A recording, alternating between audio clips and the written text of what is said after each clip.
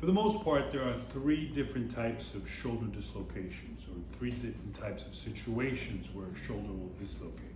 The first one is what we discussed before, is a young person having a traumatic dislocation. For example, a fall on the ground, or being tackled during football, or a fall during any kind of a sports activity, or somebody pulling on that shoulder accidentally very hard.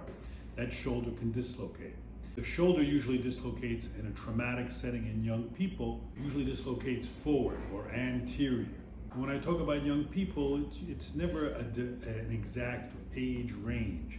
But for the most part, situations like this, under the age of 40, is considered relatively young and a high risk for a re-dislocation. So the studies have shown that when somebody dislocates their shoulder as a result of trauma, it usually goes forward, anterior, and it usually results in a recurrent dislocation. And the younger you are, the higher likelihood it is that you will dislocate again.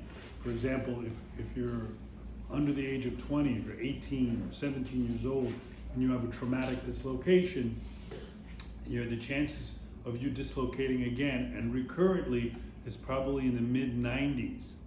So very often the treatment for this, even after one dislocation, the treatment for this is to surgically repair and stabilize the joint.